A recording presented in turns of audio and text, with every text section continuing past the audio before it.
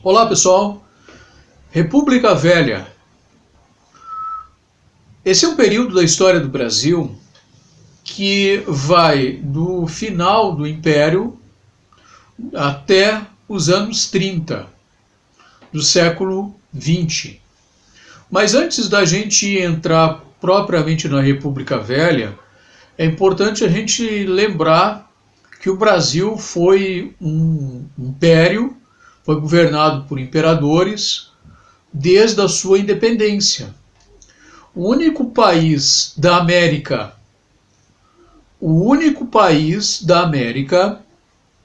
que quando fez a sua independência se transformou ou manteve o mesmo sistema político de governo de quando era colônia, né, da sua metrópole, foi o Brasil. Ou seja, todos os países da América, quando fizeram as suas independências, eles viraram repúblicas. O único que se transformou, né, ou manteve aquele sistema da sua metrópole, que no caso do Brasil era Portugal, que era um sistema de monarquia, foi o Brasil. Né? E, claro, a gente sabe que foi assim também porque o imperador que assumiu, o aclamado imperador, né, o Dom Pedro I, ele, na verdade, era português, né, era filho do Dom João VI. Então, o Brasil ele teve o primeiro império, né, que vai aí desde a sua independência, né, até 1831, quando Dom Pedro abdica e volta para Portugal. Depois a gente tem um interregno, aí, que é o período das regências, quando nós temos aí o segundo império, que é o Dom Pedro II, né, obviamente filho do Dom Pedro I, tal, essa história toda que vocês já sabem, que vai governar, né, e já começa com um esquema aí, né, que é a maioridade, que passa a ser de 14 anos para ele poder assumir o poder, né. Então o Dom Pedro II já assume com 14 anos e tal, e até 1889 o Brasil então vai ser governado pelo Dom Pedro II. Né? Na verdade, praticamente quase todo o século, né? Todo não, mas quase todo o século XIX, o Brasil então vive o seu período de monarquia. Pois bem, o que importa isso para nós é que a monarquia, o povo não escolhe o monarca. Né? Na monarquia, o povo ele é súdito do rei ou do imperador. Então, a população brasileira, né, ela terminava em grande parte sem poder votar, até porque o voto era censitário. E o voto, obviamente, não era para escolher o imperador. Né? O imperador é sucessão hereditária familiar. Então, na época do Império se tinha ainda a religião oficial no Brasil, né, o catolicismo, a união entre a igreja e o Estado. Né?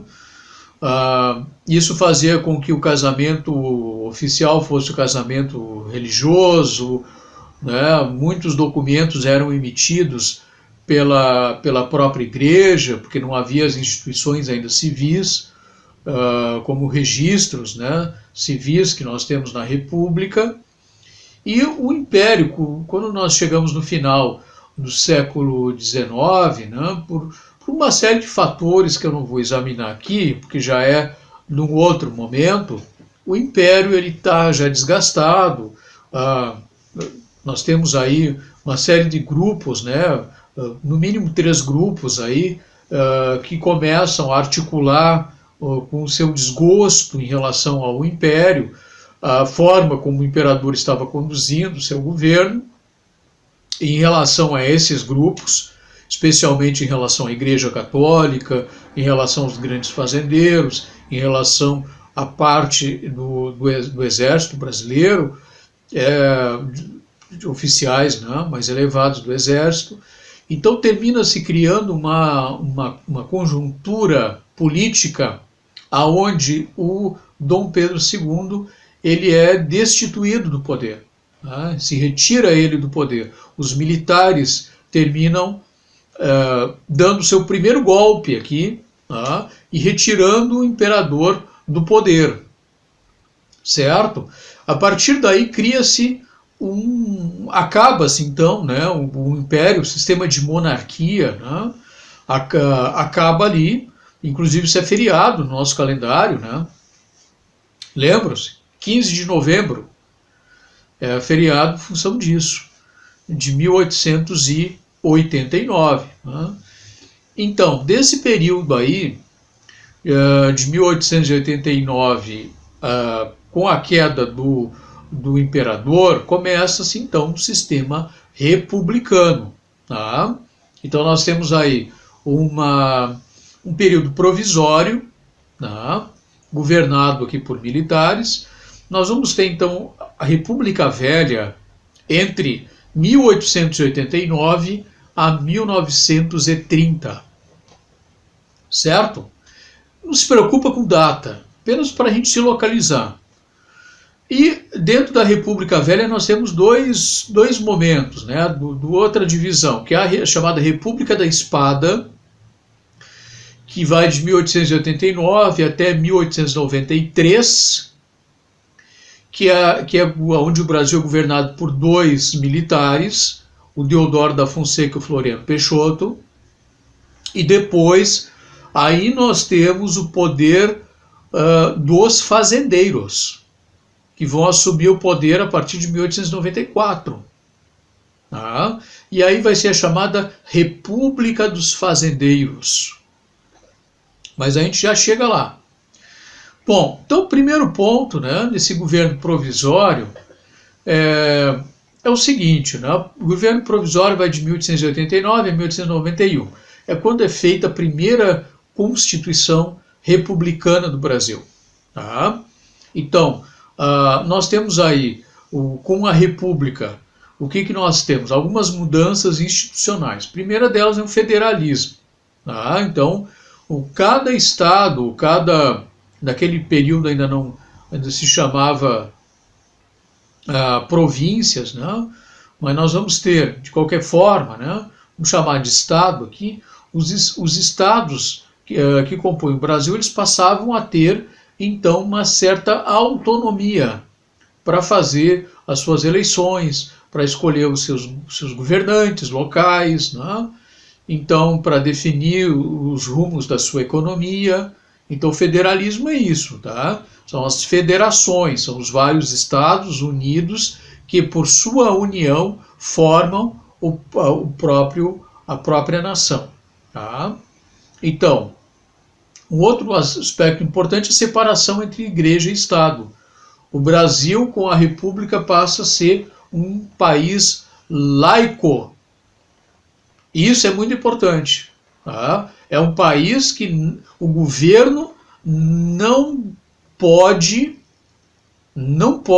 pela Constituição, não pode se vincular a qualquer expressão religiosa.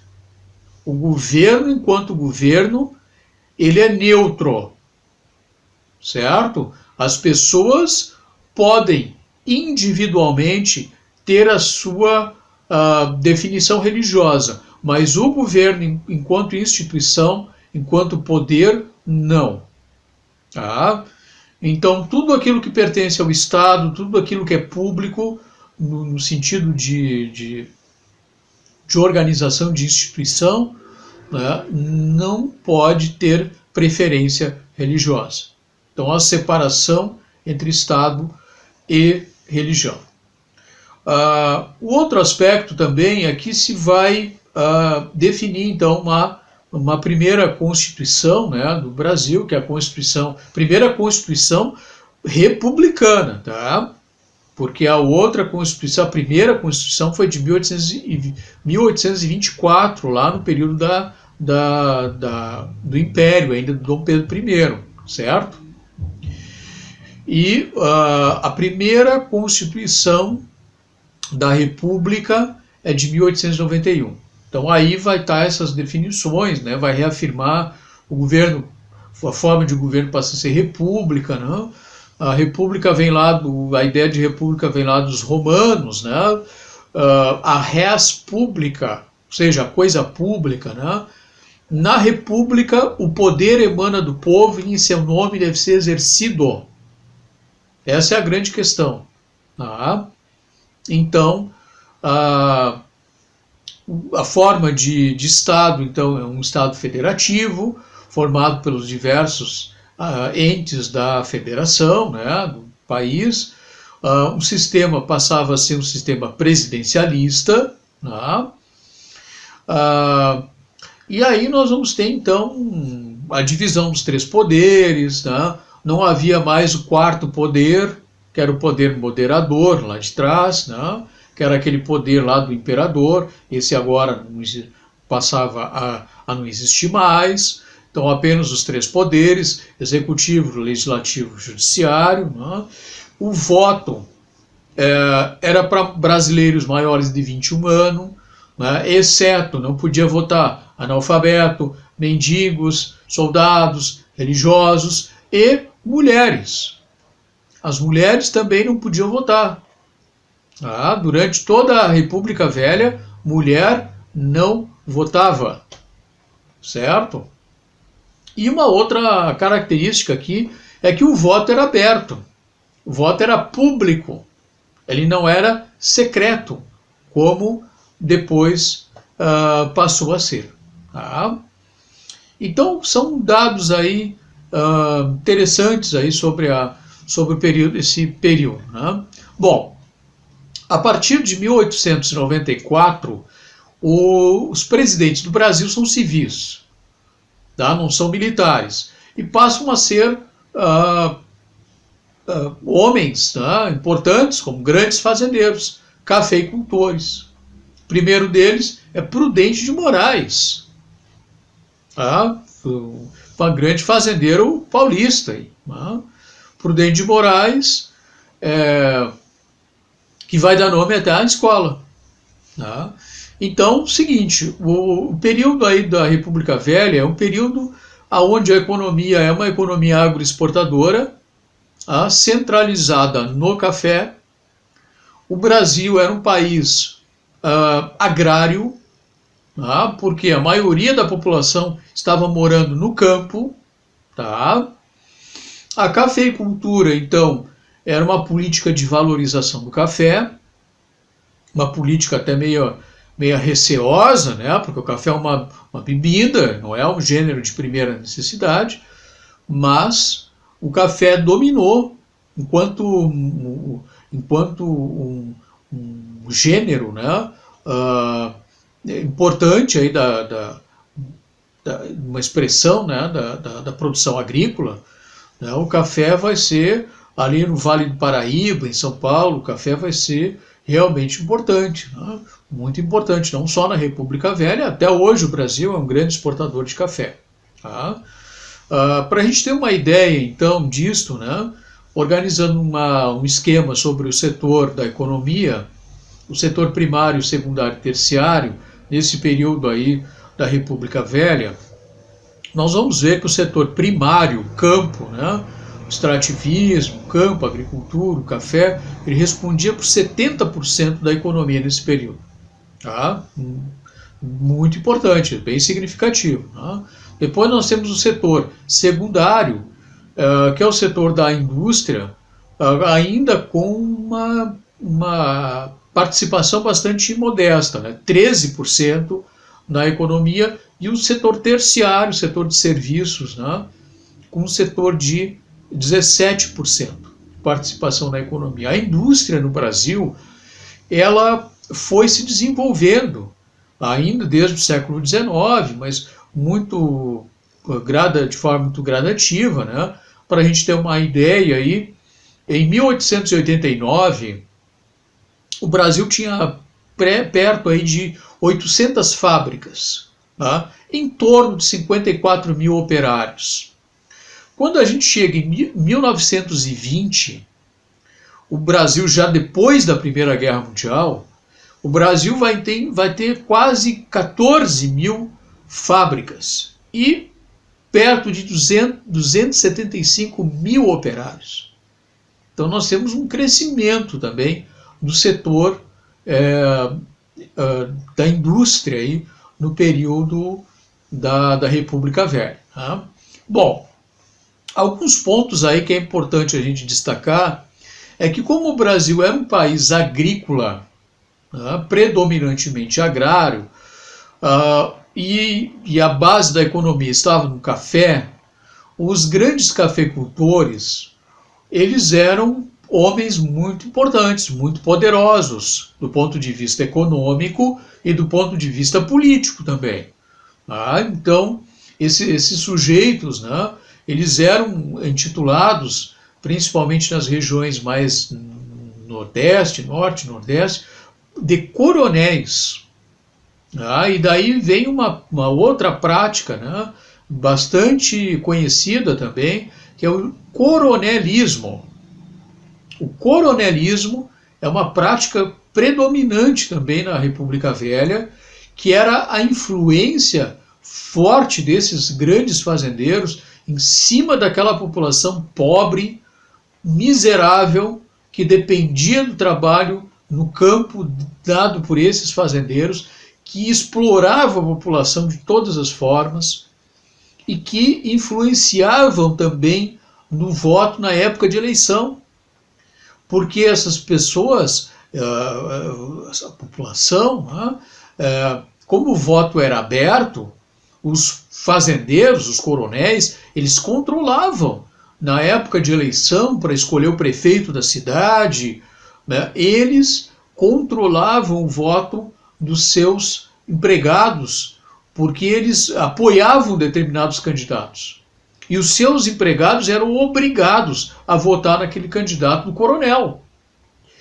Porque o voto era aberto, o coronel acompanhava com seus capangas, e não havia uma justiça eleitoral, não havia um controle maior sobre as eleições, então havia muitas fraudes nesta época, e havia duas práticas comuns nessa época, que era a política de favores, que era o fazendeiro ajudar os seus, de alguma forma, dar benefícios para os seus funcionários, mesmo que fosse de ajudá-los no momento difícil, ou emprestando algum dinheiro, ou até arrumando um emprego na cidade, alguma coisa para os filhos dos seus empregados, e cobrando depois, na época da eleição, e o voto a cabresto, que era um voto forçado.